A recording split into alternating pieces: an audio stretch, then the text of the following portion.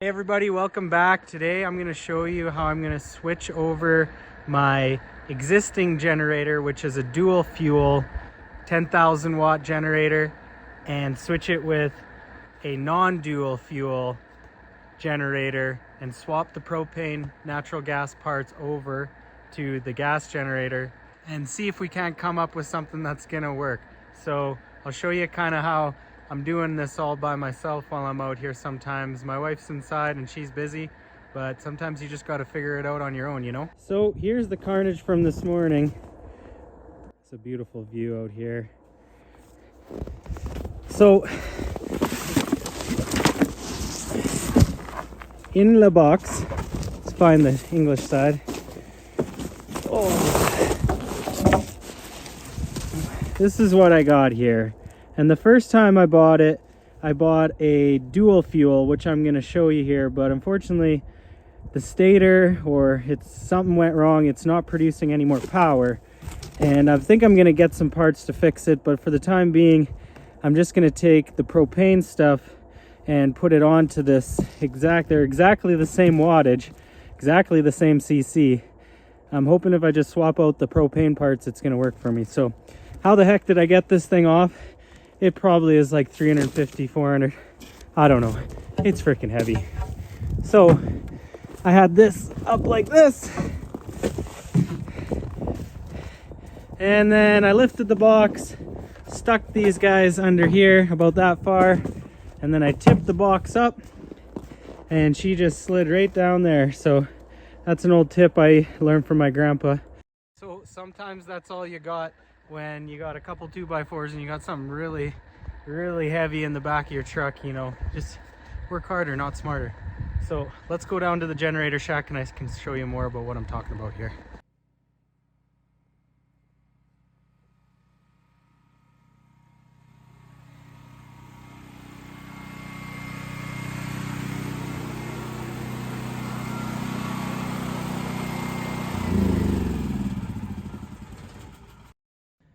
Alrighty, so what we got here is we've got the brand new guy there, we've got the old guy there, and if I kind of come in here and show you, I can show you what the dual fuel looks like here.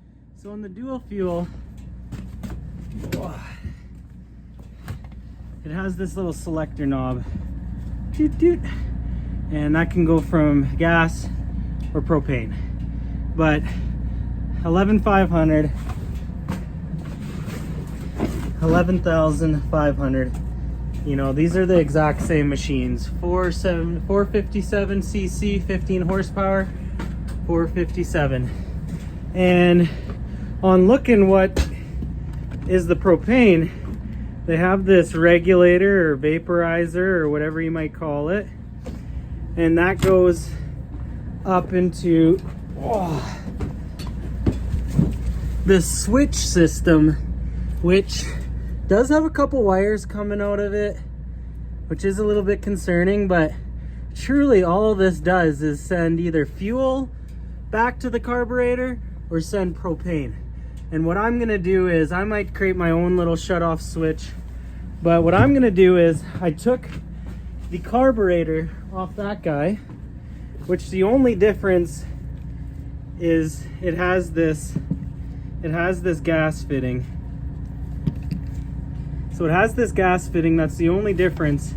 I haven't pulled that one off yet. I'm gonna do that right now. But my theory is, once it goes through this regulator and it's hooked up to the propane, and I shoot propane through here, this carburetor and this engine, it's not gonna really know the difference that it's on a dual fuel or a non-dual fuel. I'm keeping my fingers crossed on this, you guys. It's a little bit of an experiment. Like I said, I will get that one fixed. It's just producing no power right now. I think it's the exciter on the stator, which might mean that I need to actually change the whole entire stator. So we'll see how she goes here. I'll keep you in the loop as I get more progress done on this.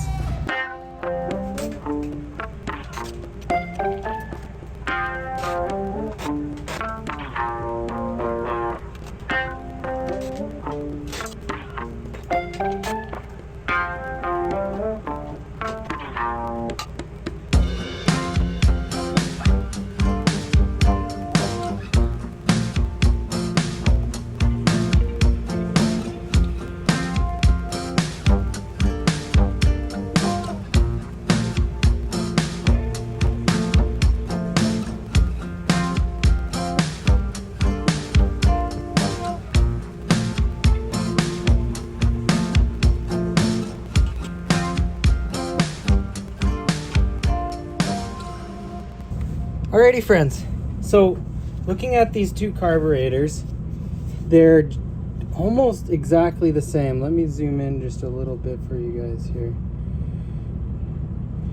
So here's the main one. As you can see, fuel comes in here, propane comes in here. Now, they're almost, if I look at these, they are literally identical. Besides the fact that I don't have this thing installed properly, which this thing is a pain. It popped out on me one time. Oh, and you got to be careful because there's that little spring in there, and boy is it difficult to navigate after you've got it out of there. So I'm just going to take that off, try and match it up to the way that they have it on there, because maybe that's why it keeps slipping off on me too. So if we put it in there, try and let you see what's going on here. And you pull that spring back. Whoa. And that's why you don't take that freaking thing out. Oh. Got it. Oh, that was close. Especially when you're working in a dirty shed and the floor is not clean and there's stuff everywhere and it's a mess. I only got so much room to deal with here, so it tends to get a little out of order fairly quick. Okay, so will I be able to get this in without shooting this across the entire place? I think I'm gonna get it on there first, then spring it around, then kick that. There we go. That feels a lot sturdier, and that's the way it's supposed to go in. See the top of there, and so the top of there. Now, I do have this old module, but be careful, you guys. This cord almost just like pulled out. I didn't put any pressure or anything on it. Well, obviously did a little bit, got a little gnarly with it, but you know, not much is holding these wires in. And all this does is control, it also does is control the automatic or remote start. It controls the choke, because you need to choke it when you're starting it on fuel in colder weather, and generally all the time with these smaller engines. So I'm not going to worry too much about that, because I already have a solenoid. Well, you seen I was struggling with this clip. I got it off anyways. That controls the remote. On this one, I'm not going to be plugging that back in anyways. It didn't affect the last unit, but the solenoid, if I ever do want to run it on fuel, I will need that solenoid plunger, which plunges down to release fuel into the bowl. So yeah, I think what I'm going to do is just leave this guy intact as it is, store it away. I've got all different types of parts and gaskets and seats and bowls and solenoids, you name it. This is going to be an excellent backup. But what I'm going to do is I'm going to just attach this guy. How's it go? Like this. And put this back on the unit so that I can run propane, hook up the solenoid. Bob's your uncle. Sally's your aunt. Alrighty, you guys? Okay. Let's give this a go. I'm excited to see if this will all work. I'll be so freaking pumped if it does. Oh, here goes something. So what I found is hooking up this spring for the main throttle and the throttle cable is actually much easier when it's out of its spot. If you're trying to get in there and get it on there, I don't know, sometimes I find it's a real hooer. So is getting on this module, but Once it's on and it's good to go. Okay. So also we need this this gasket in here. There's already a gasket on the back here, so if you're doing this, make sure that all that lines up. And then you just pull the throttle cable and the spring all over at once, and you don't have to mess around looking in the back of there and stuff. It's a lot easier. And I was being real careful when I was taking off these gaskets. One of them actually stuck to the back of this air filter plate. And yeah, so you just be really careful, because you can get extra of these, but if you're just doing this by yourself, you probably don't have extra. So just be really careful, because they're pretty critical. You don't want to get a rip or a tear in them and something doesn't work right after. Okay, so got that there. This is gonna slip on over top of that. Boom. All right, and what I'm gonna do is I'm gonna hook up my fuel. Gasoline fuel. Good.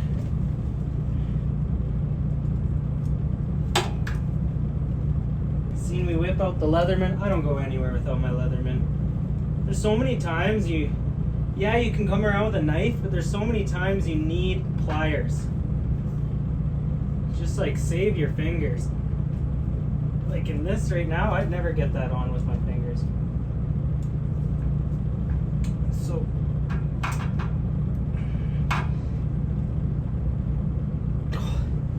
will I even get that on? I don't know. I honestly don't like these little clamps. I'd personally rather have little hose clamps, but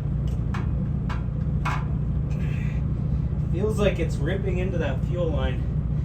I'm just gonna keep it a little off. I'm not using the gas, plus just even putting that gas line over that, all this does is to make sure if something comes and you accidentally pulled on that, like you could pull this off, but some guys might say different, but I don't want to wreck this line just to get this clamp on.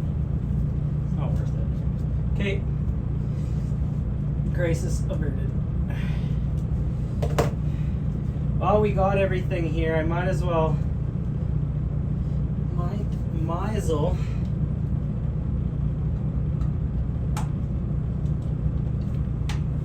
plug the solenoid back in. Again, I believe this would only be for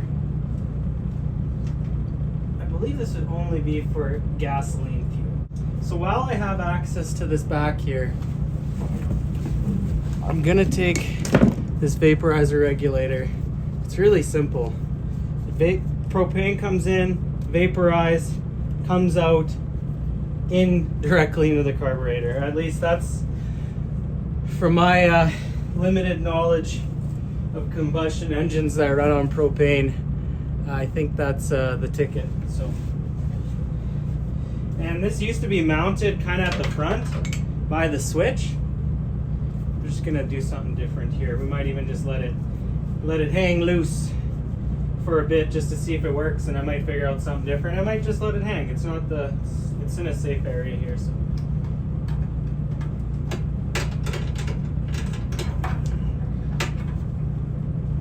So that hose is on there nice. This one's got a hose clamp, funny that. Guess we're cooking with gas, so make sure we got a good connection.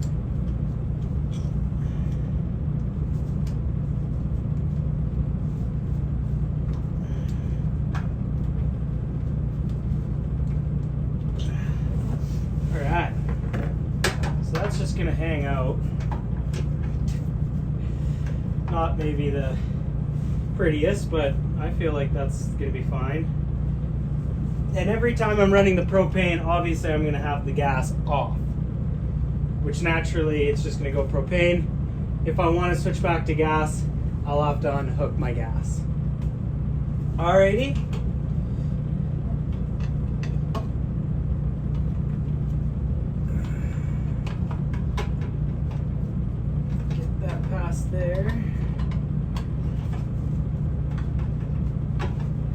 is a little spot that this fuel line fits into here, and they have a little rubber gasket. I'm gonna put it there just so that the vibration doesn't wear this fuel line down, I guess is maybe why they have it there.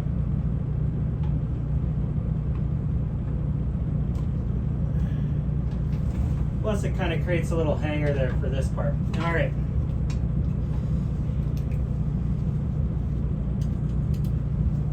Also make sure there's this hose. It's the crank pressure something or other. It comes right from the top of the manifold there, so make sure that's in.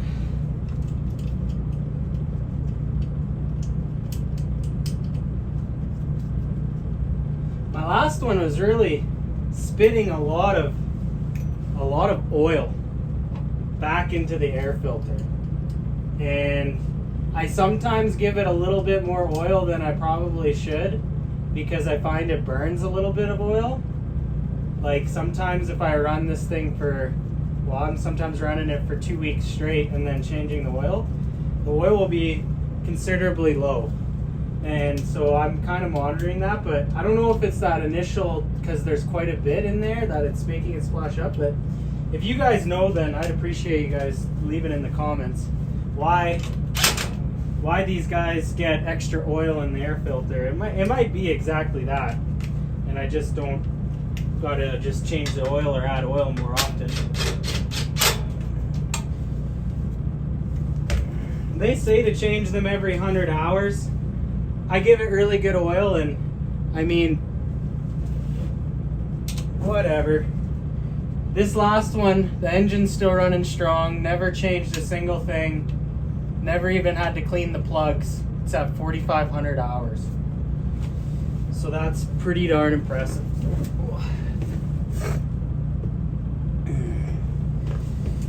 Oh, I don't know if I was getting chopped off here or what. Got no cameraman. I'm the only cameraman. So I'm sorry if I was out of the frame.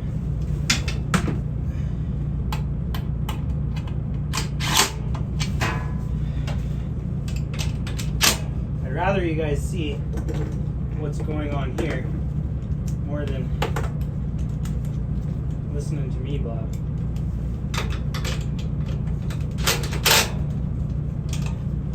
Nice and tight. Not too tight though. This is a ratchet, so you don't want to ratchet it down, but when you're opening these things up, which I don't do very often. In the beginning when I was going through learning curves and stuff, I was, but it's nice to have a little drill with you. These ones do not over tighten. Just to the first click, because I found that you can strip the backs of them.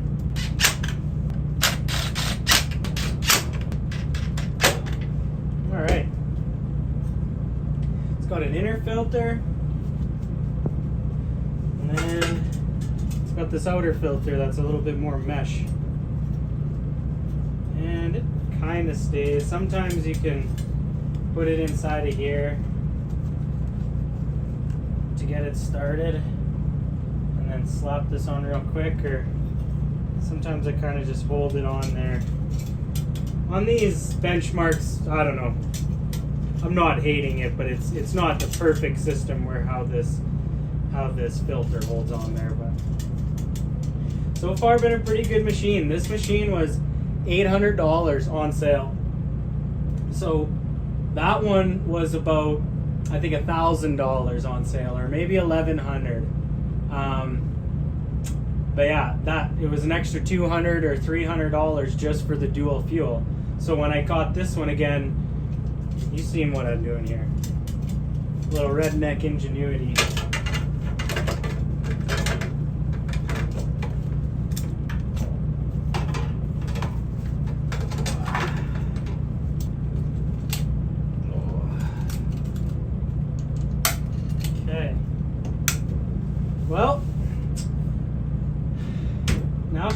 inverted dual fuel system. Let's see if this works. I really hope it does, because I do not want to.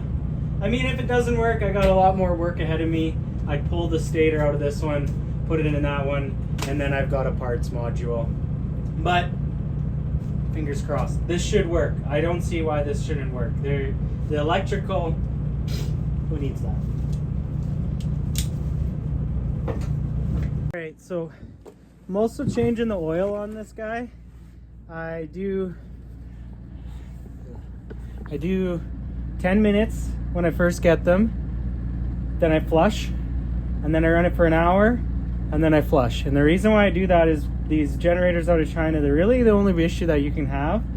Well, you can have some issues, but the big issue for longevity is, you know, some of the tolerances, some of the manufacturing is not as, I guess, up to spec or professional as, say, like a Honda or Yamaha or a factory. And there's sometimes metal shavings left in the manufacturing process.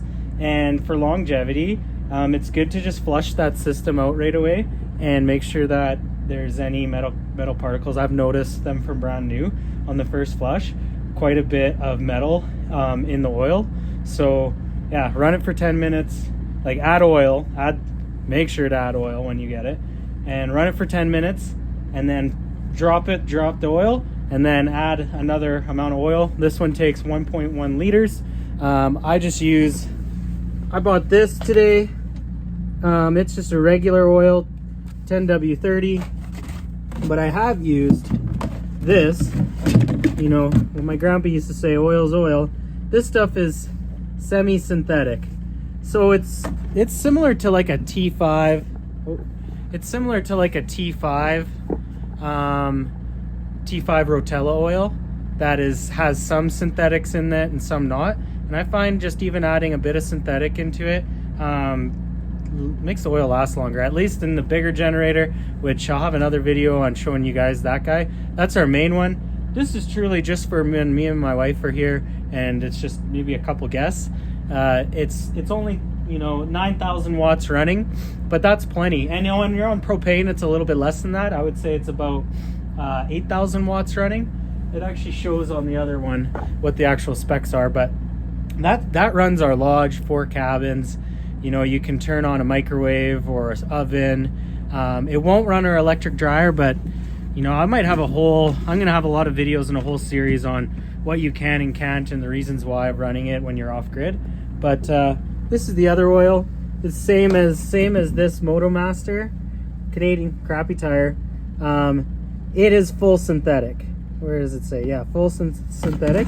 And this is the interesting thing, friends. When you look on here, look at that little symbol. Developed with Shell technology. So if you really want to look at this, you know, they make I think they make just a regular oil too. I think so. But anyways, semi-synthetic, T5, full synthetic, probably a T6 or somewhere in the middle between T5 and T6. And I mean, this is like a T4 Rotella. I mean, it's just conventional motor oil. Nothing fancy there. But I change it so often, there's really no point in getting too crazy about it. So I'm going to show you how I change this oil. I got this little pan I cut that slides under there. It works really nice. That oil looks really clean, obviously. I only ran it for a minute or 10 minutes. You could run it longer. I just like to make sure that first run gets anything out, because I don't want to cause any wear long term. So like I said, after an hour I'll be changing this again. Well, that drains. I got this jug here, and I got a line on it for 1.1. So I don't know where that video just stopped, but changed the oil. Pretty simple. 1.1 liters. I was just mentioning at the end, this dipstick is good for nothing. I've tried to use it to check the oil level. It doesn't, even when it's right at the right amount, it says it's still low, so don't go on that. But I don't know if you'll be able to see in the camera, but there definitely is a bit of a shimmer to this oil. I wish I would have wiped out the old oil that was in there, but I know that oil wasn't flaky at all. There's no visible flakes, but there's definitely a shimmer, and I can see specks of in there. So you'll just have to take my word for it. That's why I flush these things out, run it for 10 minutes, flush it, add oil again, run it for an hour, flush it again, good to go. Like I said, that other one ran for 4,500 hours, and I thought it was going to be the engine that was going to go on it first, but it turns out the power head went on it first. So I think I was kind of an anomaly, but who knows. So now I got an extra engine, and I'm saving a buttload of money running these smaller generators versus running my big ones. So it definitely pays to, if I have to replace these ones every once in a while, I've already made my money back and more by running these smaller guys. So here, I'll try and show you guys the shimmer.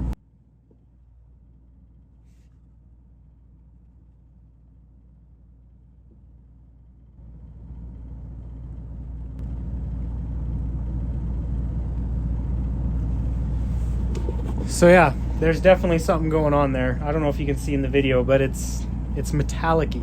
That's not the way oil should look. So alrighty, let's give this thing a go. I'm excited. Alrighty, so let's come on over. I've got these 2,000 pups, bullets, I guess you call them. They both hold 3,000 liters each. So that keeps me going for about 2.5 months on the small guy when everything's running correctly. They're both just under about 50%.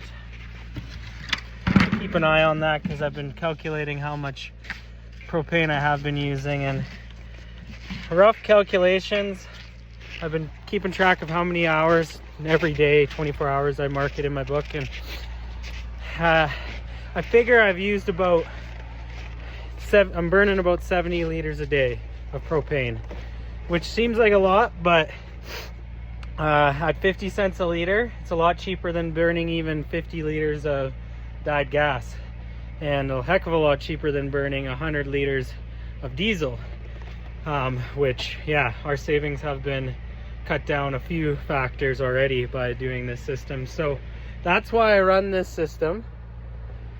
When it's just a couple people out here at the lodge, me and my wife and maybe a few guests. When we're running a bigger system, I might as well show you guys, but I'll probably show you in a different video. It's gonna get loud over here.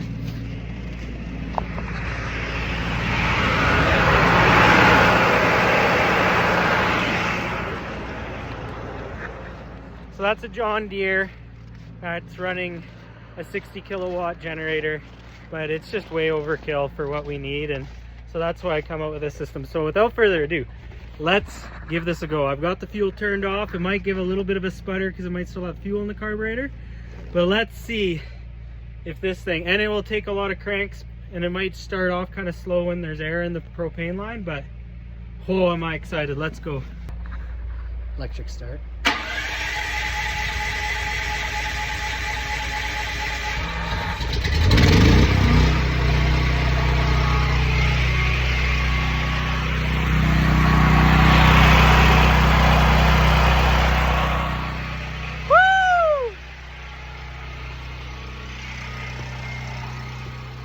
That is some redneck science for you.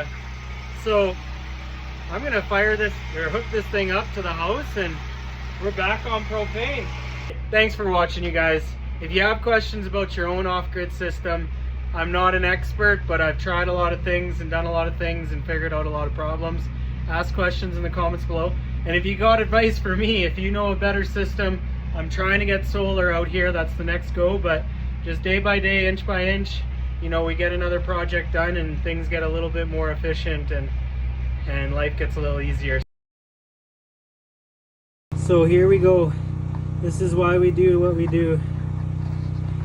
This is a much better sight into what's happening here. See all that metallic flake? You can even see the ripples of it. Get it swirling a bit here. That's not what oil should look like, boys and girls. So if you want to save the lifespan of your engine, any small engine you're buying from these big box stores, do a couple flushes of oil. You'll be surprised at what comes out of them.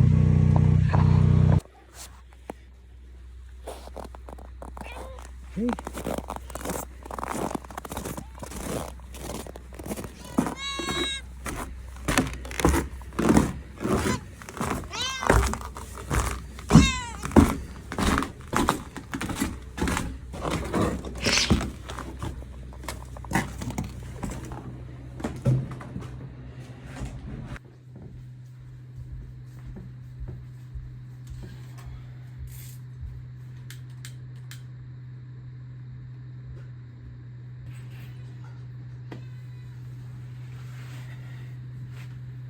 So, the time has finally come, ladies and gentlemen, boys and girls.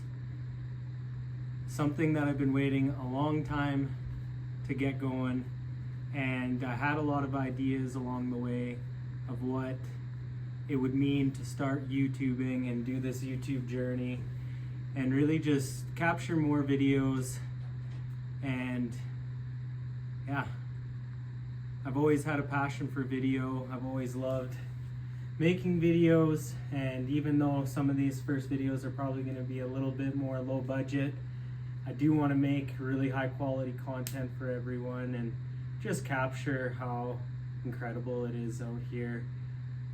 If you've watched the video this while, you've got a little bit of a taste of the lodge and the incredible life that we live out here, and I'm so incredibly blessed and grateful that we got placed in this spot. And yeah, I'm excited to share this journey with you all. So I hummed and hawed a bit with the wife about what this channel should be called, and it had a lot of iterations, and what finally hit home was Gridless Grind, because so much of life is a grind. And me and my wife, we did the usual thing. We worked our 9-to-5s, we got fed up with that, we went to college, we got the degrees, we got all the schooling that a person's supposed to get. And you know, you're supposed to get the schooling, you're supposed to get the university, you're supposed to get the family, you're supposed to get all this and you'd be happy, and we just weren't. So we decided to do something a little different 2.5 years ago, and we purchased this lodge, and we've never looked back since. So it is a grind. It's not something for the faint of heart, but being able to just wake up every day in this beautiful scenery, be in touch with the land, be in touch with nature, and work with the logs, work with equipment, and be behind a power saw, there ain't nothing like it. So I just finally, I bit the bullet and started up that this is going to be the first video I'm putting out there. There's going to be other content coming out. We've had a lot of projects that I have recorded up until now. We've built some log steps at the front of our entryway, which you might have gotten a peek of. We've completely sandblasted and restained the whole entire lodge and cabins. We've repaired decks. We've installed new power systems. We've completely renovated and are continuing renovations inside the lodge. And so there's a lot to share. There's a lot of fun ahead, and I just want to really thank anyone that's made it this far in the video. Thank you for watching. Looking forward to showing you guys more of what this life is, and hopefully it's an inspiration, and I can learn some stuff, you can learn some stuff, and we can all learn together what it means to really truly live this gridless grind. So thanks again for watching. We'll see you on the next one, and we'll see you guys down the trail.